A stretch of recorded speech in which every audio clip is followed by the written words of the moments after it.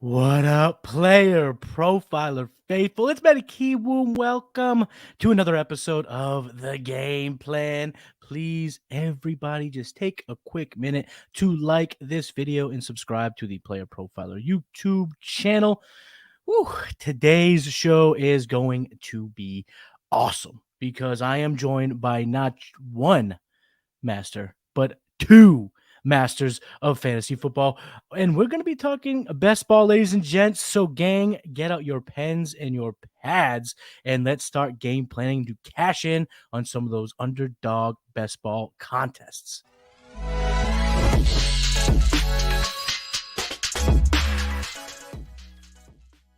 Planners, today I am joined by two amazing analysts. You can find them both right here on the Player Profiler network of shows. They are the co-hosts of the hit new show, Stat Masters. Gang, give it up for the masters of stats, Aaron and Chris. What's up, my friends? Oh, man, what an intro. Honestly, I should just sign off now because nothing's going to follow up how high quality that was. It's all downhill. That's going to wrap up today's episode of the game plan of doing intros, apparently. Just the shortest game plan episode ever, but great to be back on the game plan. I know this is your second appearance, Chris. This is your first. Very, very excited to have you. I mean, the Statmaster show, super creative. I love watching it, hearing you guys break down best ball. And that's not the only, that's the content that the people get on YouTube. But if they go to a certain place on a certain night, they can get a lot more Statmasters. Am I correct? Indeed. We do the show live on Discord, and we even do bonus content too, because we get an audience. If they have questions about anything, we answer that. If you're not already to join the Discord server, just go to playerprofiler.com/chat and you'll get in. It's a free public Discord server. Got some sharp minds there. We do our show live at 8 p.m. Eastern. So, come in. We do probably an hour and a half in total there, and we have a good time. It's a great time. So I usually like to surprise the guests with a couple questions before we dive into today's topic. Aaron, you've been on the show, so I'm going to start with Chris. Chris, how long have you been playing fantasy football? And quickly just describe kind of a short summarization of your fantasy management style. Yeah, I mean, it's probably been like 9 years. I would say the last 6 years of dedicating all of my free time to it as a hobby job. And I'm kind of a combination of going with what I feel is correct and what my heart tells me is good and blending in the consensus. There's a lot of flaws with consensus ADP and such, but it does exist for a reason. So my style, I look much more so at the social psychology. I don't look at it as, is this player a hit or miss? It's, hey, how is everyone else drafting and how can I gain an edge on those flaws, not necessarily a player's flaws. Chris, coming out with the heaters, you just awarded yourself another episode on the game plan because I want to dive into a little of that with you two. So way to dig right in, boys, and make sure that you're going to be on real soon because I'd love to talk about that. Aaron, I do have a surprise question for you, and it's actually one that's being asked in the chat by our guy Bradley over at Best Bell Fantasy Football. Where the hell did the beard go? It fell off. It fell off. Now it's time to grow another epic beard. So you got to start over, right? It's like a new season, right? As the beard continues to grow, that means I got to be doing better at fantasy football. Okay, very okay. That's a good enough answer. I thought I was gonna have a couple of follow-ups, maybe try to, because I'm a beard guy myself. I do like the beard, but it still looks good. It's short, but it's still there. You didn't go baby face like Chris. Chris got that nice little clean shave look. You did keep the beard, so I got to, you still on hashtag Team Beard. So that's exactly what I need to hear. We're gonna get into a couple questions here, but before we do, something just hit the not even the market, the free market, or should I say the fantasy market is what I should say. It is the world famous draft kit over here at Player Profiler. So stick around and hear about the Podfather. Break it down. Hey, it's the Podfather. I have great news. The 2023 draft kit is live. It is world famous. Why? Because it is the best resource for winning fantasy football championships that exists. There are rankings and cheat sheets for every format you can imagine. We have projections both at the team level and the player level. And wherever you are, you can click on a player, open them up, and see in-depth written analysis about what to expect in fantasy football from that player this year. And then you can click on the team, and you can get even more in-depth analysis, all the drivers of fantasy production, both in a positive and negative direction for that team, including a signature trend. And the graphics are incredible. So these team insights, they give you the team level projections, the vacated targets, the vacated ARs, and that one dynamic for each team that you need to know when making decisions on draft day. And we added a bunch of features. Individual cheat sheets for Theo and Billy and Dario. So you could take your favorite analyst and download their personal draft cheat sheet. And then in the commissioners section, also brand new this year, Memphis Young lays out everything you need to know to manage a league, do's, don'ts, tips, and what the more innovative fantasy commissioners are doing this year. That's presented by Trophy Smack. The whole package is presented by the Fantasy Football Players Championship, the FFPC, Ray Garvin, Derek Brown, the best minds in the industry contributing analysis. It's certainly not the most inexpensive draft kit on the market, but it is the best. PlayerProfiler.com/draftkit. PlayerProfiler.com/draftkit. Go get it.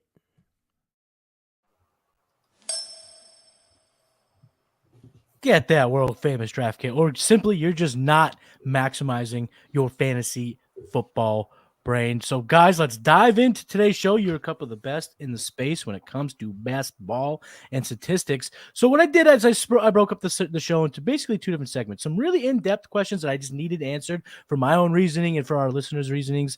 But I also want to talk about a little bit of big picture best ball talk. So let's go into that here.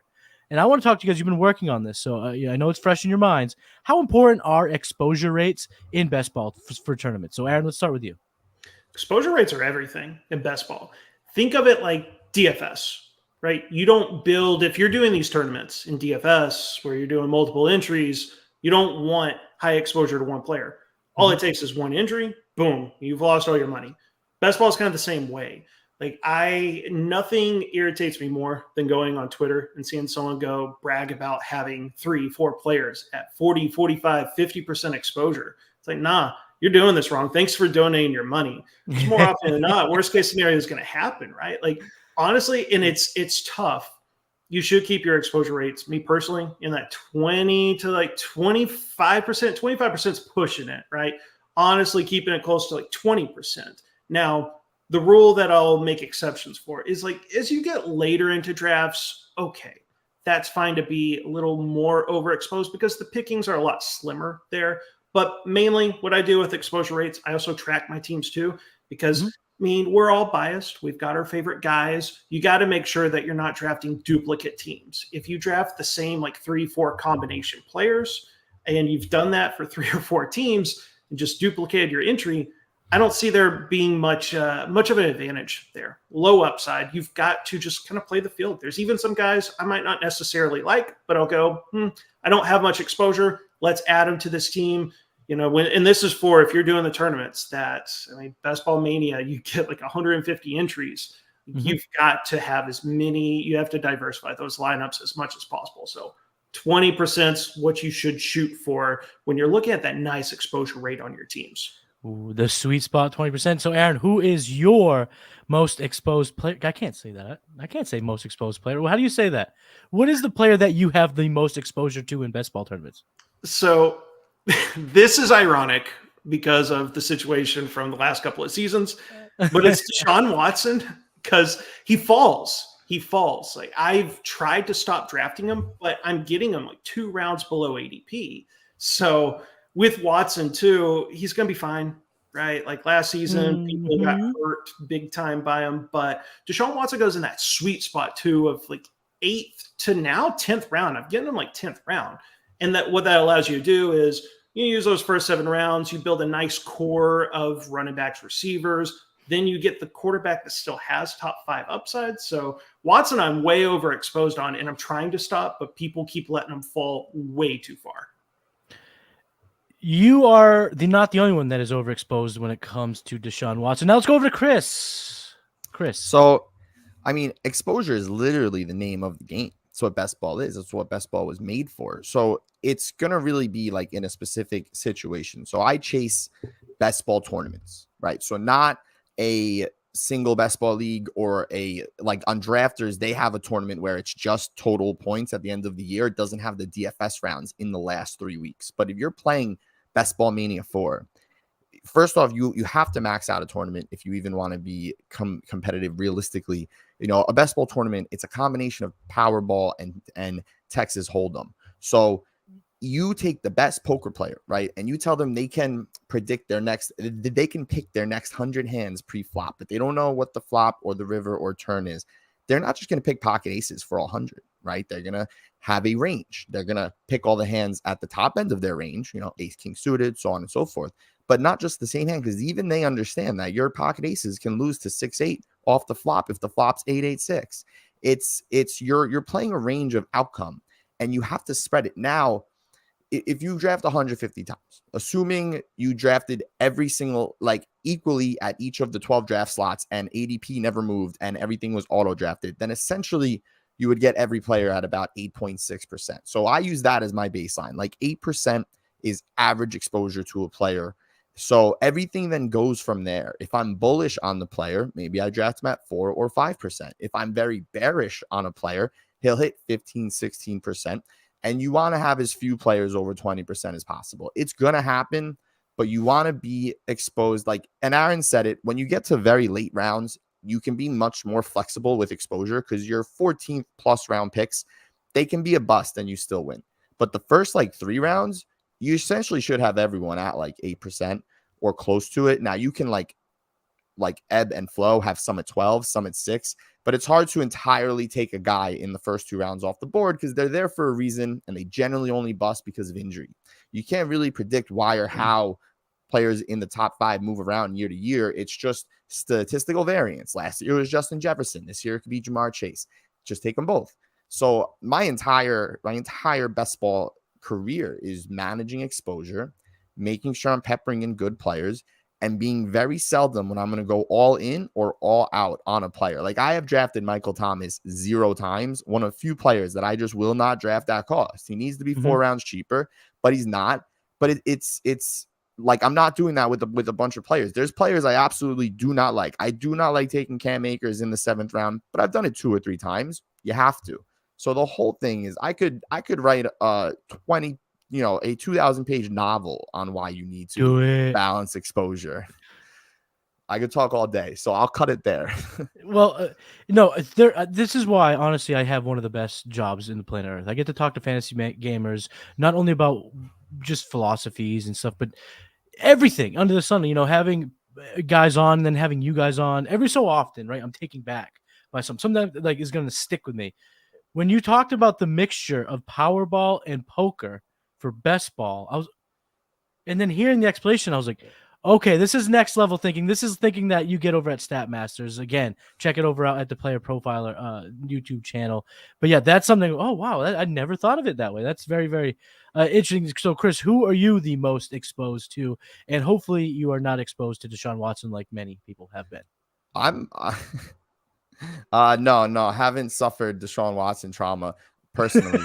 But I am suffering Leonard Fournette addiction because I can't stop, man. I Leonard Fournette is just the most obvious pick ever. Lenny. About 40 entries ago, I was at like 46% Fournette. It was really bad. And I'm looking at this and I'm like, Chris, you got to stop. And I had the willpower and I've gotten him down to like 26%. I just haven't touched him. You know, I've been off the stuff. I'm clean.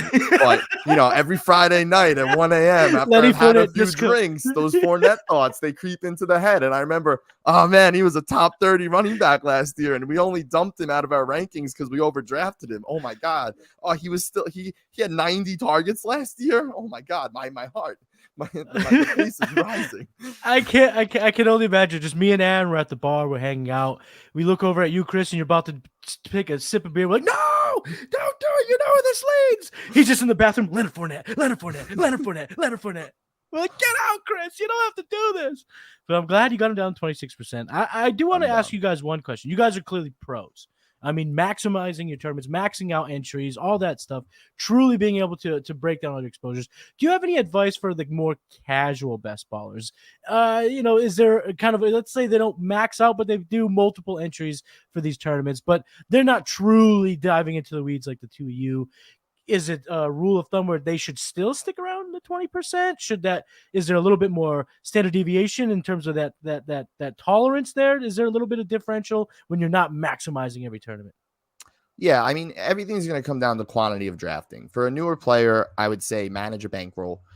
You know, I've been doing it for years. This is my first year actually trying to fully max out a best ball mania tournament. It's a lot of money. It's not cheap. So they do put out smaller tournaments. They just put out a Pomeranian today. It's $3 entry, 50 entries max. That's $150. You can max out a tournament, be competitive. Now it's a smaller prize, but if you win, there's your bankroll next year for all the best ball mania tournaments. If you win 30K playing a Pomeranian, you're in it, man. Welcome to the club.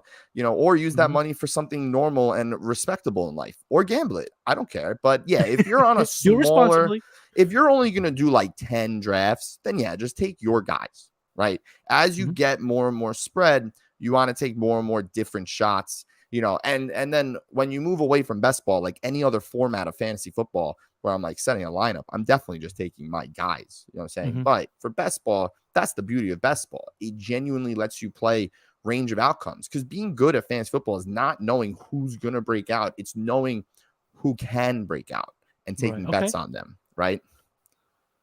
Last question I have for you, Aaron.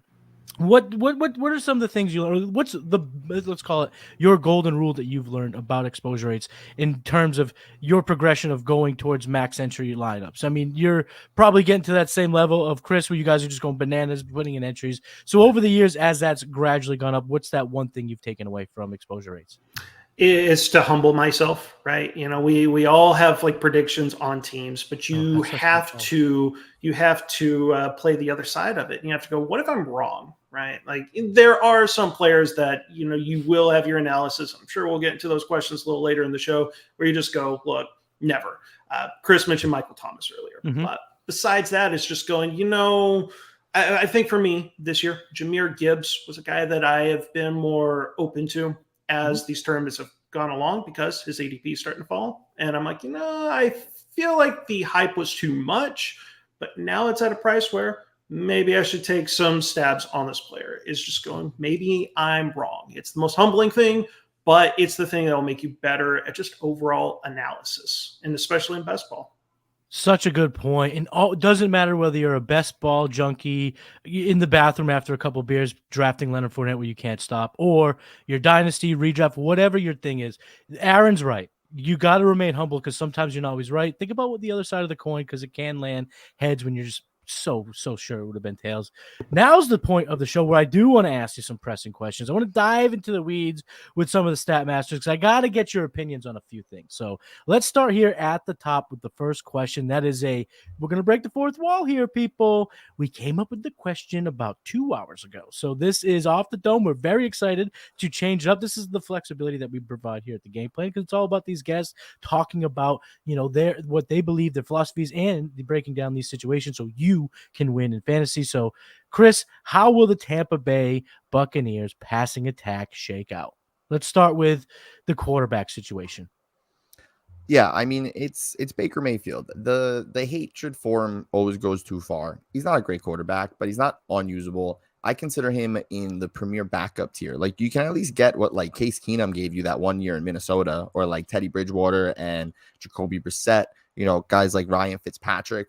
And it's not beautiful, but your elite players can still put up fantasy points. It's not like untouchable and people are freaking out. They're having meltdowns over it. He's not the Wicked Witch of the West. A little bit of water, you'll be okay. He was a lot of fun back in the day. Are you putting any support? Are you putting any credence into these reports that they're gonna turn Trask at some point? It honestly, when evaluating, there's only 3 relevant players for fantasy on this team anyway, maybe 4 if you're like me and you're a sicko for Chase Edmonds in the last round. The quarterback play at this point is not really going to affect it. We're talking about Chris Godwin and Mike Evans, 2 of the best wide receivers historically in the NFL.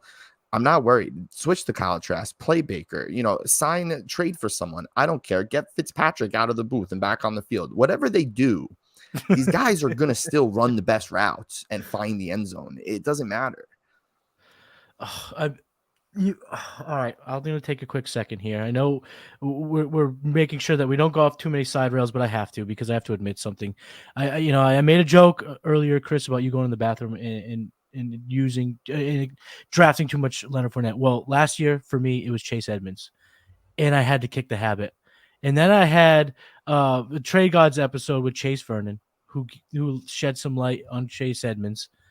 And now you're here as a stat master telling me I should be opening my eyes again to Chase Edmonds. I'm a beer away from being in the bathroom drafting too much Chase Edmonds. So just so you know, that's my issue there. Okay. Real quick, the elevator pitch, the ADP last year was obviously fraudulent, right? Put him in the 6th round on Miami. Awful. The dude has always been a satellite back with a change of pace role. That's what he's always been. We put him as an alpha. That was dumb. But he was injured last year. He's still a good player. But now we want nothing to do with him because he failed us. Chase Edmonds went to a team that threw the ball 130 times to its running backs last year. Rashad White's skill is still in question. There's no one else relevant in that backfield. And he could at least get 120 fantasy points, and he's in the last round. What are we doing here? It's a perfect satellite back pick. I'm back on the round. He goes undrafted. I'm going to be off most people. He also gives you variance in a best ball tournament because he goes undrafted. And in week 17, they play the New Orleans Saints in nice Tampa Bay weather, and that's going to be one of those teams is playing for a playoff spot. So dump offs.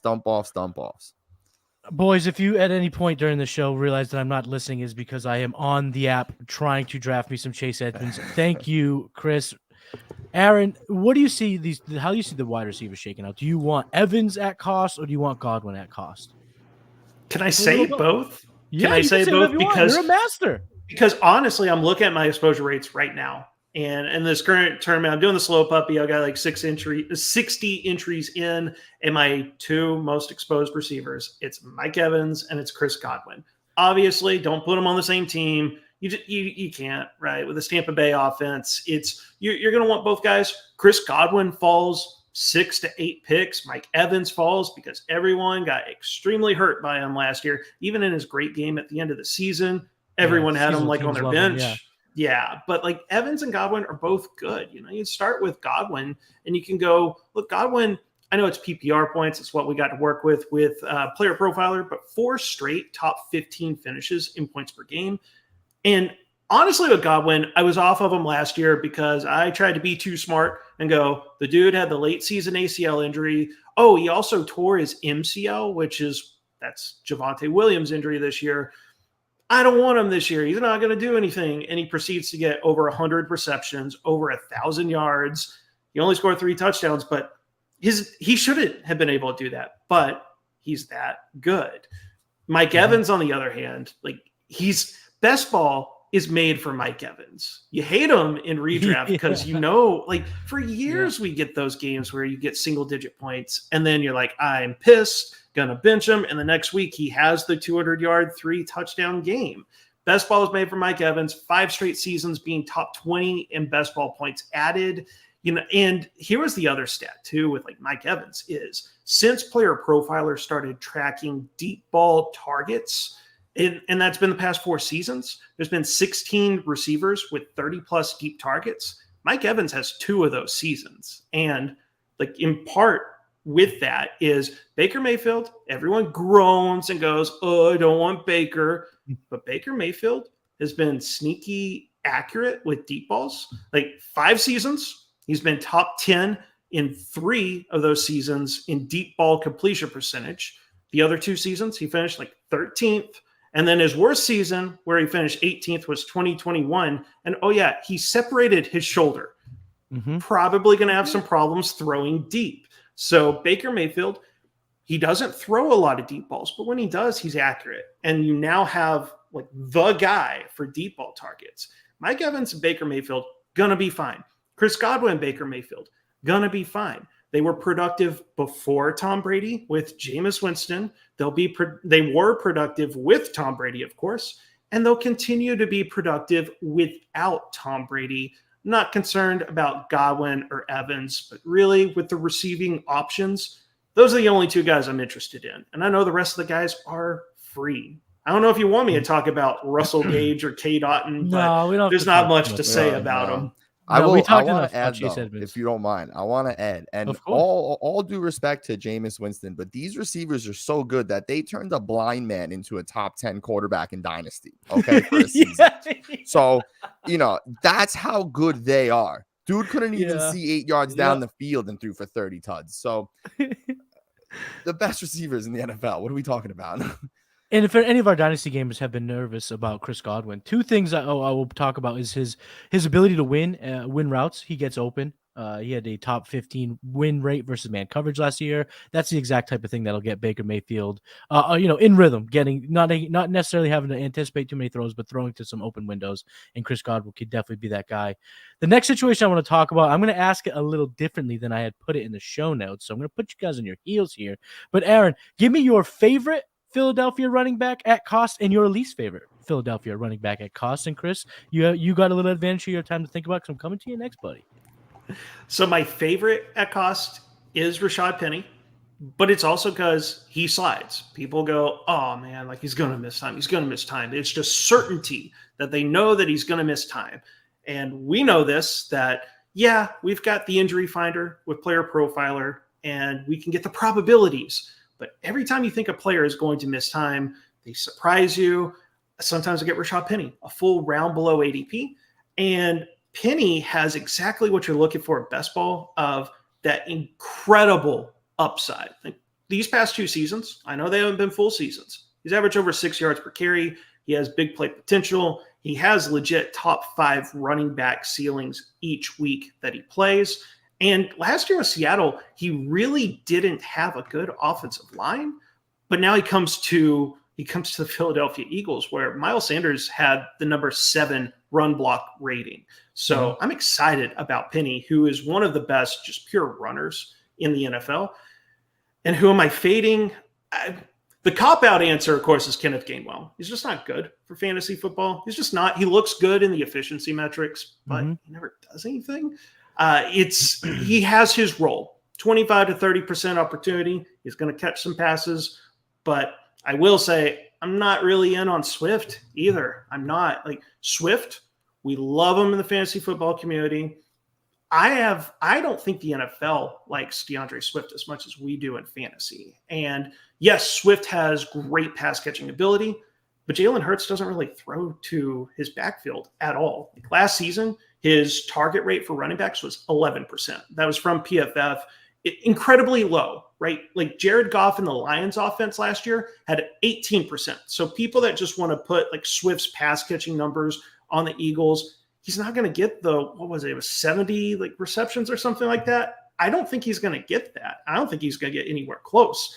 And if Swift's not catching passes, he's okay on the ground, but I don't know. I do still draft some Swift, but my rule is always he has got to fall a few picks. I hate drafting him right inside the top 80. Yeah, Swift has about 110 catches over the last 2 years. He had 42 last year and 62 and 48 over the last 2 years. So, Chris, the question shall be presented to you as well. Who's your favorite Philly running back at cost, and who is your least favorite? So it's all the same as Aaron, and I'm not going to repeat what he said, but I will add that the analysis is great, but there's also just a much simpler way to look at it. And it's a conversation of value over replacement and best ball points added. At the end of the day, we all know DeAndre Swift is a talented player. And we all know Rashad Penny is a very talented player and probably the better runner. Both are glass cannons, right? So they're perfect best ball picks. But typically, and we've seen this now for a long time, we seem to have forgotten the old adage that in these messy backfields, typically the cheaper one is the better option in your fantasy draft because they typically end up with similar scoring. DeAndre Swift is not cheap. He's like a 7th round pick. And we saw the ceiling that a running back in this offense can provide you last year. It's about 211 fantasy points. That's what Miles Sanders scored. Miles Sanders didn't have a Rashad Penny. He had a Boston Scott. So let's say Swift does get the 211 fantasy points in the 7th round. That's good, but that's not great. That's replaceable when Brian Robinson also scores 200 fantasy points in the 10th round. Or, Khalil Herbert or A.J. Dillon, or insert one of these great 10th round pick running backs next. And it doesn't get close enough to Saquon Barkley's 300 fantasy points, to Christian McCaffrey's 300 fantasy points. It is what has always been the problem with dead zone backs. Now it is cheaper. In the past, a guy like this would have been a 4th round pick, but it still doesn't necessarily solve the puzzle. If Rashad Penny gets you not even 200, 160 fantasy points in the 11th round, way better. And it's a great offense. You want pieces of it. You want touchdown equity. So whatever you think the analysis is of their individual skill, the game theory solves the question for you. And you don't even need to look any further than that in my thoughts. Okay, well, that's a good breakdown of it. Now, let me ask you, you talked about how Gainwell's not all that good. Do you put any type of support behind his usage in the playoffs for the Eagles and that carrying it over to 2023, Aaron?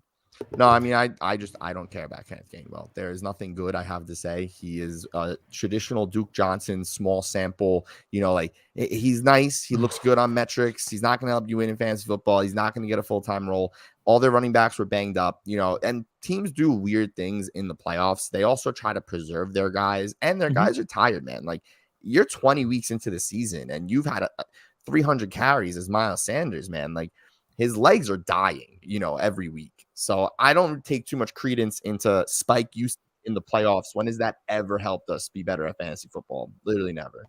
Aaron, do you feel the same way? Same, because with Gainwell, he's a great receiver in the backfield. There's no question about that. The metrics on PlayerProfiler say that. All the efficiency metrics. But the problem is the only way for Gainwell to ever do more in fantasy football is to earn more of the running game work. And just look at the NFL moves. The Eagles had a chance. They had a chance this offseason to go with Gainwell as a primary guy. They signed Rashad Penny. I know, it's a cheap contract. But then they double down and they trade for DeAndre Swift. Like, the Eagles are telling us they like Gainwell in his role and probably nothing more. I don't really see his role changing much. That 30% opportunity share is about it. And then Jalen Hurts, right? Does not target the backfield that much. And Swift as well can catch passes. If anything, I'm more concerned for Gainwell than ever, because if Swift eats into that 3rd down role or pass catching role for Gainwell, then yeah, I don't even think you can draft him in best ball at that point. I've got it. Okay. So let's squash that. I'm not even going to get into Boston Scott. I'm not going to waste the Masters' time with Boston Scott talk. But this next question on the show sheet was my favorite because I don't know if it's just me in my senses when I put my ear to the ground of the fantasy world, but it seems like there's this growing disconnect whether this guy is going to be a top 3 to 5 wide receiver or if he should be faded. So is CeeDee Lamb undervalued in best ball, Aaron? 100% absolutely positive that he is undervalued. Because let's just start with ADP. Last year, and there's this awesome tool for 4for4 to track underdog ADP. Last year, his ADP was identical to what it is today. Like, right now, his ADP is 11. Last year, 13.7. It's the same spot. You're getting him at the round 1, round 2 turn. And I remember having teams where I took CeeDee Lamb as like the 112 and then another player. So his ADP hasn't really moved at all. And last season was weird. So it's important to always have the context of the season. Week 1, Dak Prescott gets hurt. There's 5 games that Cooper Rush is QB. Those 5 games, CeeDee Lamb scored 20-plus points in 2 of those games. Not bad for a guy Cooper Rush wasn't throwing the ball a whole lot. Dak returned in week 7. I was actually at that game. You could tell the Cowboys, they were running a lot, not passing much, and Prescott didn't look that good. It was the rusty first game back from an injury.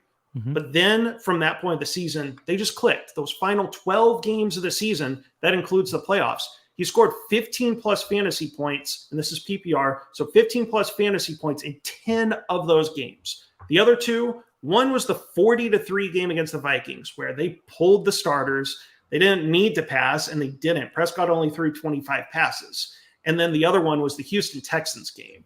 And both those games, CeeDee Lamb scored under 10 points. And I will say for the Texans, they had a sneaky good secondary last season. No one wanted to talk about them because they were an overall bad team, but opposing receivers had a hard time consistently against that secondary. So 12 games, you have 2 duds, which there's one that you can go, they stopped playing.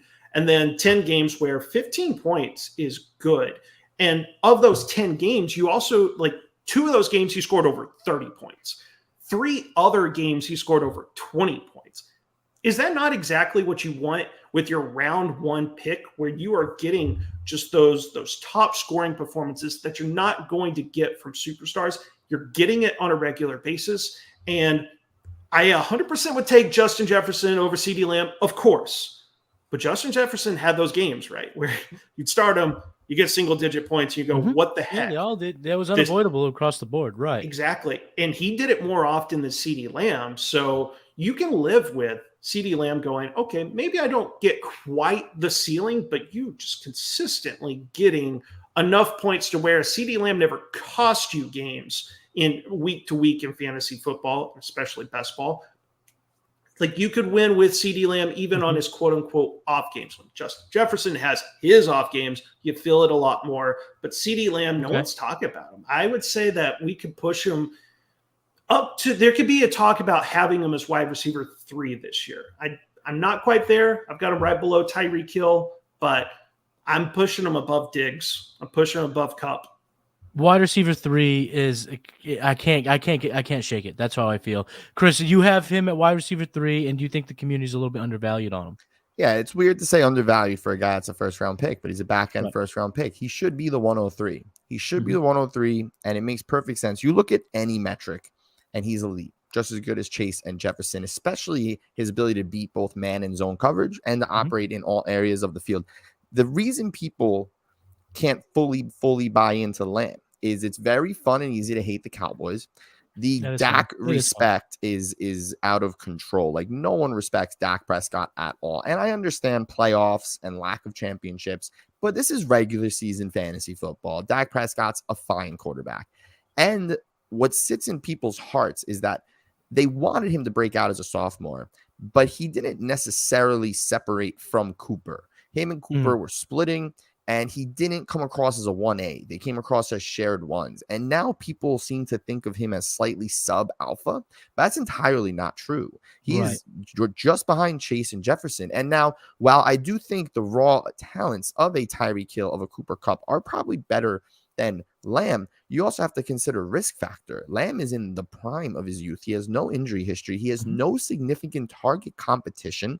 He's in a team that is very much competing for a high seeding and is going to be playing hard every single week. And he doesn't have to worry about touchdown efficiency issues because there's no touchdown vultures on this team. Dak does not run anymore in the red zone. He used to. Stephon Diggs has to worry about Josh Allen. AJ Brown has to worry about Devontae Smith and Jalen Hurts. Tyreek Hill has Jalen Waddle, right? These guys have more competition, more age-related concerns. Cooper Kupp obliterated his ankle, and he's 30. We don't know for sure that Cooper Kupp is just okay. Now, if fully healthy, yeah, he's the wide receiver 1. That's not in question. We've seen him for 2 years, dominant player. But we have no idea. I remember where I was when I saw Michael Thomas obliterate his ankle, and we still drafted him top 5 the next year. Has played one good game since. That was years ago. And you're not even picking him at all. But yeah, it's concerning that Kupp didn't come back after the timeline. Now, some will say it's because they were tanking and there was no point in risking him, and maybe there's credence to that. But players typically play, so everything there makes perfect sense. CeeDee Lamb has a wide receiver 8-4 with a wide receiver 1 ceiling. He just has to not get hurt. CeeDee Lamb's, he's gone through the evolutions of his career. 5, 6, then 9 touchdowns. We've seen him go from 900 to 1,100 to 1,300 receiving yards and 156 targets last year. I mean, he is an alpha in every stretch of the word, in every way you want to break it down. Do any of you guys have any worry? You know, Kellen Moore is out of town. Mike McCarthy is calling plays. Are any of you guys worried about that? Not really. I think the Kellen Moore thing is it's one of the most hyperinflated, hyper overrated narratives I've seen in a long time. Coach-based narratives are always inherently flawed and typically lead to bad fantasy football decisions. And this unrelenting love of Kellen Moore is also inherently flawed. I like Kellen Moore, and I appreciate that he's trying to be a pass-forward, efficient, fantasy-friendly type of offense. And yes, like metrics and numbers show that passing is more efficient than running, but it's a beautiful tandem. Passing is efficient because of running's existence. They work hand in hand. And to a degree, Kellen Moore is not like some mastermind offensive coordinator because he wants to throw more. And I know we clown on Mike McCarthy for saying he just wants to run the damn ball, but that's not necessarily what he was saying. People were missing what he meant. So I don't really care about play calling, who's in charge. Most coaches are going to inherently have their offense function around their most talented players. I'd be hard pressed to find a coach outside of Urban Meyer who wouldn't realize our game plan should focus around CeeDee Lamb and Tony Pollard. He right. Those are just, you'd have to be a complete buffoon to not realize that. Yeah. But there are some buffoons in the NFL. There are some, but I'm not worried about two guys who at least have a lifetime of experience and have both participated in championship winning teams. So it's very different than like the experimental Urban Meyer or the Nathaniel Hackett or so on and so forth. He's a vet. So Yeah. same thing with you, Aaron. You're not fading at all based on those changes. Yeah, I mean, Lamb, it would be coaching malpractice, right? To go, here's CeeDee Lamb, who got close Mike to a 30% McCarthy might target be share. that man. Could Mike be, but McCarthy's malpractice. Hold my beer. we troll him, but I don't think Mike McCarthy is that bad at his job. It's complete malpractice for him to be like close to 30% target share, and then to go, yeah, you're like, this CeeDee Lamb's really productive and really helping our offense, and let's target him less. Nah, like it's Lamb. That was his ascension last year. He's now a star wide receiver, and Mike McCarthy knows a thing or two about having star receivers. So I'm not concerned. I love it. I'm all in on CeeDee Lamb this year for sure. The changes don't affect me. It don't matter to me. Don't bother me at all. Chris, you mentioned it too. He's good inside and outside, so he's not a one-trick pony at all. So he can be that alpha for this team. Now let's get into a fun question here. I got the Stat Masters here. Check it out on the Player Profiler YouTube channel, or if you want to get bonus Stat Masters, get on over to the Player Profiler Discord, playerprofiler.com/chat. Enter the Discord, and you can get, from what we're talking, potentially 2.5 hours with Stat Masters. Maybe when Mr. Kiwoom's on, we could go for 3.5 because we could chat it up all day, boys. But I got a fun question for you here, Chris. Let's start it off. Give me a general. So nothing too late, but give me something spicy. Who are you fading at current ADP? So this is spicy if you follow me and you know my sentiment on the player. And it pains me to say this, but it's Alexander Mattison right now. I have been touting this guy for months. I have been going to bat for him when he was an 8th round pick, a 9th round pick before they officially cut Cook, but we knew Cook was out of town, and I will still fight for him. I think he gets 260 carries, 60 receptions, scores 210 fantasy points. But the same thing I just said about Miles Sanders stands true for Alexander Mattison. He's a 5th round pick on Underdog. And even if he hits his ceiling, which I think he will, of 200 to 220 fantasy points in the 5th round from the running back, that's unexciting for me because I can make up for that later in the draft, where in the 5th round, you have 4 potential league-winning quarterbacks available in Herbert, Lawrence, Fields, and Burrow falls there sometimes. You have Chris Godwin, a league-winning wide receiver. You have George Kittle, potentially league-winning tight end. I don't want an RB2, even though I think for sure Alexander Mattison will finish somewhere in the mid RB2 range. Now, like in a dynasty league, I've been trading for Mattison all season. You get him for relatively cheap. If he's cheaper, like if in your home draft, he's sitting there in the 8th round, sign me up. Right. But for a best ball league in the 5th round, even though I am the biggest Alexander Mattison stan and fan there, I've been going to bat for him all off season. He is a fade for me right now. Oh, spicy. I love it. But I'm with you there. I actually had him as a buy on Trade Gods a couple weeks ago for that reason, the cheap. But in startup drafts, he's a little bit too expensive for all the reasons you just mentioned. Aaron, same question to you, my friend. Spicy fade at ADP. So everything's about cost. And right now, there's 3 rounds that doesn't make a lot of sense. That's DK Metcalf. Shocker, right? The huge genetic freak, the closest clone to Julio Jones. I get it. However, when you start to look at the profile, past 3 seasons, we've seen the yards per reception drop drastically, right? 15.7 down to 12.9, down to 11.6. Then you look at the production.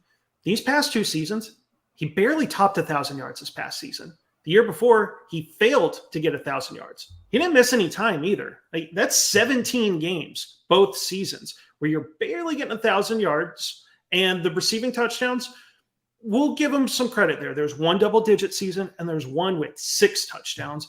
Probably somewhere in the middle. He's probably more of a 7 to 8 touchdown guy than a complete, like, just 6 seems to be on the low end. However, opportunity cost. Look at what when you draft DK Metcalf, this is what you're sacrificing. Ramondre Stevenson, Josh Jacobs, Breece Hall at running back. They're all around him, and you're going to want those running backs. Those are the guys that are going to help you in tournaments, especially my favorite of the bunch, Breece Hall. I'm not worried about this ACL, right? So it's an opportunity cost more than anything, but also just for him going as wide receiver 15, an ADP of 28. Like, he's almost a round 2 pick. And in best ball, he's just not cutting it. He's not. Like, Amari Cooper is a much better 3rd round wide receiver pick than DK Metcalf. There's a whole list of wide receivers that are a better pick. I have some Metcalf, but it's because of the original thing I talked about of just going, what if I'm wrong? But I think of the 60 teams, I took them like once. I just couldn't more than that. So my exposure rate's like sub 2% on them. So just at that cost, you're not winning with DK Metcalf. You draft him in the 3rd round in best ball, you're just donating your money to the other people that are playing the tournament. So, are you guys familiar with Marvel? You watch the Infinity Saga, all that stuff? Yeah. So the reality stone, right? You have when you get the reality stone, you have the ability to change everyone's reality. There's a bit of a reality stone in Seattle also, and he goes by the name of JSN. He could change the entire reality of what we expect when it comes to the Seattle Seahawks pass-catching attack. So for all the reasons you just mentioned on DK and the reality stone that is JSN there, it's a tough pill to swallow because we all love DK, but we're fading DK. That is spicy. I love it.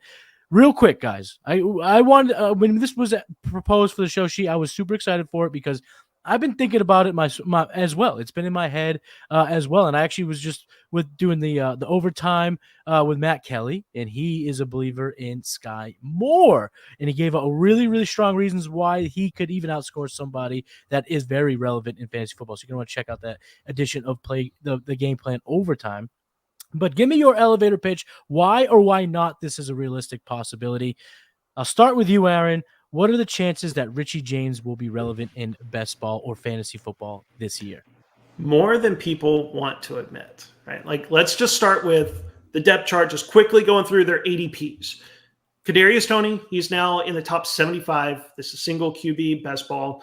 Sky Moore is now in the top 100, and that's a whole other discussion. Rashee Rice and MVS are going right around pick 150.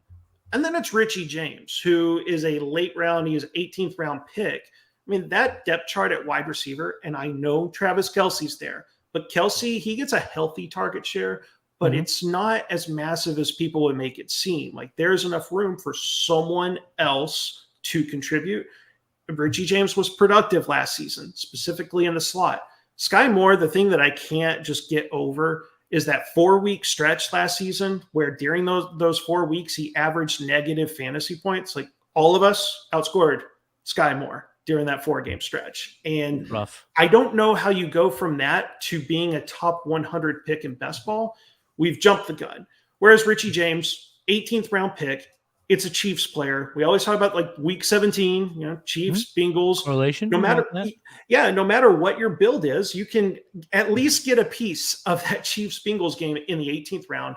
And there was the quarterbacks Netflix show, right? I think most people have seen it. Good. It was great. So good. Something that stood out to me was Patrick Mahomes. He was watching, studying defenses and talking about how like the defenses are doing 2 high safeties. And he even mentioned, I'm paraphrasing, but he's going, well, I'm just going to take like the under routes, the short route guys. Is that not Richie James, who was one of the leaders in slot snaps and slot targets? Like any slot metric you want to pull up, Richie James was that. He knows what he is. And Mahomes doesn't throw the ball deep as much as people think. He throws a lot. So like the 62, I think, was the number of deep ball throw attempts, is number 10. But if you take the deep ball attempts and divide it by just his overall pass attempts, you get like this, I guess, a deep ball throw rate. It was under 10%. That was number 30 amongst all quarterbacks. Like Mahomes isn't always going vertical. Like ever since he lost Tyreek Hill, like it's going for the under routes. We saw Juju Smith-Schuster. That was the players on that team do the same. Yeah, the players can reflect that in their skill sets too. Exactly. And I mean, Sky Moore, and even you could say Kadarius Toney, who Tony hasn't exactly been healthy. We don't know for sure if Sky Moore is good. Sure. Yeah. Right. Like, Richie James is the guy that can come in for both of those guys. I know Tony's going to play more outside, but he's that gadgety. They're going to have him in the slot too. Like Richie James can come and take their jobs. Like Tony, it would probably be an injury, but Sky Moore, like I'm not sold on him being good. Okay. So in this impromptu game of fantasy football Shark Tank, Chris, the floor is yours. Give me your pitch. Why or why not Richie James will be relevant this year? I mean, Richie James is the best pick of the Chiefs. Well, let's just say the best value pick, maybe not the best one. We know that the Chiefs, this is all teams, right? Teams either consolidate around talented players, or if you don't have hyper talented players, you spread the ball around and people now have situational roles. The Chiefs have done this for years. The only players that have gotten very consolidated target shares are Tyreek Hill and Travis Kelce. Even Juju wasn't that consolidated last year. And how many names now have to come through the Chiefs that give you spike 110-point fantasy years? McCole Hardman, Demarcus Robinson, Byron Pringle, player X, player Y, player Z. You know, I was huge on Zay Jones last year as an 18th round pick because he had a soft late career breakout with the Raiders, got paid money to go to the Jaguars, and the offensive receiving room, it wasn't loaded. It was just stuffed, right? Oh, Laviska Shenault, Marvin Jones. Like, they didn't mean anything. They traded Laviska. You look at the Chiefs, it's not loaded. It's not the 49ers. It's just stuffed, right? And when it's stuffed, the good players will parse their way through. You know, we did this, the whole Sky Moore thing, we did this with MVS last year. Did we not learn? MVS was not an 8th round caliber talent. That was nonsense. But now MVS in the 15th round, yeah, I mean, I'll still take the 100 points he's going to get. Same with Richie James. He's going to be relevant. And Sky Moore is not good. It's not a matter of I'm not sure if he's good. He is not good. He's a small school guy who looked great from a small school. I loved Sky Moore. I was drafting him in rookie drafts last year. He looked fantastic. I want Sky Moore to succeed, but he did nothing, zero for months. Then, and he's slotted to be a slot receiver, right? They go out, they trade for Kadarius Toney, a guy whose best game came out of being explosive from the slot. Then they go and they sign in free agency Richie James, a guy who rekindled his career 3 years in by performing well out of the slot. Then they go into the draft and draft Rashee Rice, a guy who can be described as potentially moving outside, but also as a big slot. Big slot. And then, you know, and then Travis Kelce goes in the slot. And then they bring in the backup, you know, tight ends and this and that. This team is, as it always does, is going to be top 5 in total touchdowns scored. You need to get involved in Kansas City. But you just want to get the cheaper guys, right? The CEHs, the Richie Jameses, the MVSs. And then you still take a shot on a Kadarius Toney here and there because of that Week 17 game. But Sky Moore, 0% at his cost. Even in the 18th round, it's a dead roster spot. The dude did nothing, and then scores one touchdown in the Super Bowl when everyone's watching. And suddenly he's a big deal. The only reason analysts like him and not Richie James is because Richie James is too boring. To say Richie James is good and be right is boring. Right. But Sky Moore, oh my God, I used my fancy metrics to identify Sky Moore and he hit. I'm so smart. Good for me. Like, no, he's just bad.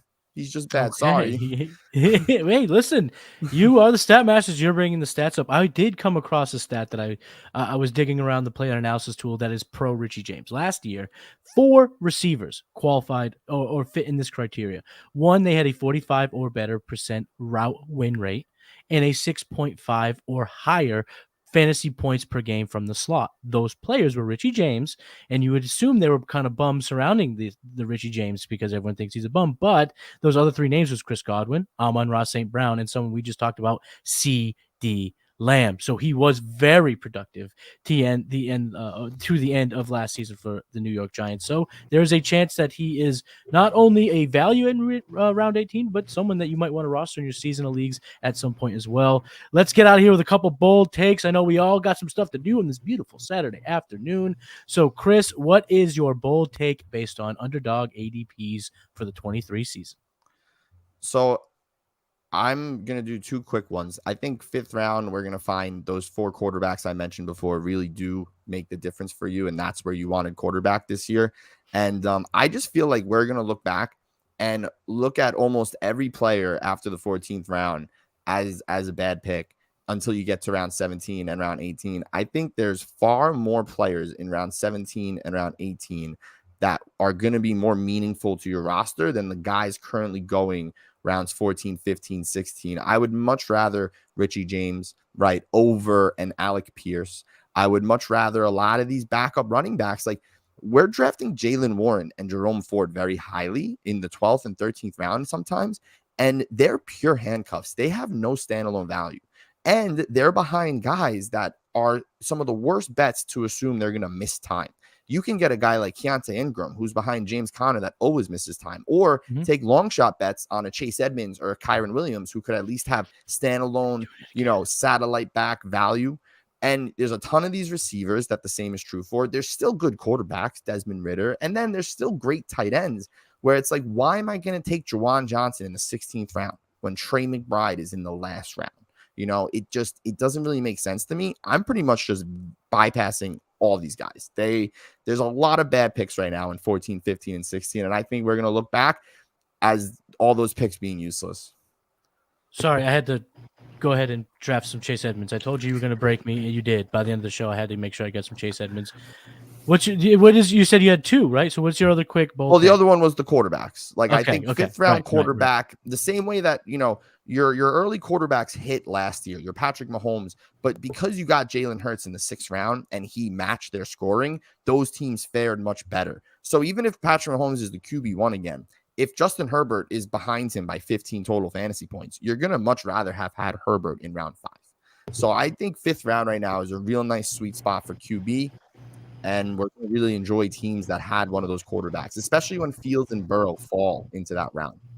Got it. Aaron, the floor is yours. Give us your bold take for the 2023 season. We talked about him earlier, but Deshaun Watson, look, forget the 6-game sample from last season. That's not who he is talent-wise. He's coming in rusty with no practice with the team. There was that snow game against the Saints, but he did finish with a couple of top 10 performances to wrap up the season, which he didn't even play great. Now, with full offseason of practice, Deshaun Watson going in the 8th round, his ADP mirrors Tom Brady's ADP last season, who was on Pat Kerrane's Best Ball Mania 3 winning team. Deshaun Watson is going to be the league-winning quarterback in Best Ball Mania. I'm also predicting top 3 finish from Deshaun Watson. Ooh, I like that one. Is absolutely spicy. I got a little spicy one too. I'll throw out there real quick. QB 13 off the board. Kirk Cousins throws for 50 touchdowns in 2023. And that is going to be a wrap on this episode of the Game Plan. I had not one but 2 masters of stats, and it was a great episode. Aaron, tell everyone where they can find you on Twitter, where they can find your work. Aaron Stew09. You can follow me on Twitter. You're going to get thrown off because currently the Twitter picture is me with a beard. Promise it's me. I'm going to post more on Twitter. You can also find my work. Well, right now, a lot of it's YouTube, but I will write the occasional article for PlayerProfiler, and that's where you can find me. Chris? You can find me Saturday nights in the bar bathroom drafting Leonard Fournette. I'll probably be a couple pints in, but hey, man, it's my favorite hobby. I'm not going to lie. That and paying taxes just get me through the work week. I'm on Twitter at Value Draft Picks. Very straightforward. The only thing that I ever think about, it's the early down grinder. And we're just having daily rants. I tweet about a rant a day. So if you like rants, that's where I'm at. And absolutely, I will say it one last time because it's worth repeating. Check out the Stat Masters on Player Profiler Discord and on our YouTube. You can find me on Twitter. I'm at Matty Kiwoom. Like this video, leave comments about the show on underneath section. Follow the Player Profiler YouTube channel while you're at it. And like I said, join that Discord to hear from Chris, Aaron, myself, and other members of the Underworld. So keep game planning, my friends, and I will talk to you next week. Peace. Hey, you like that video? Be sure to subscribe and activate those alerts so you get notified as soon as new videos drop. And be sure to check out PlayerProfiler.com. We have all the tools for you to dominate every type of fantasy league. We have a draft kit, Dynasty Deluxe, data analysis, DFS Dominator, and don't forget the player rankings to rule them all.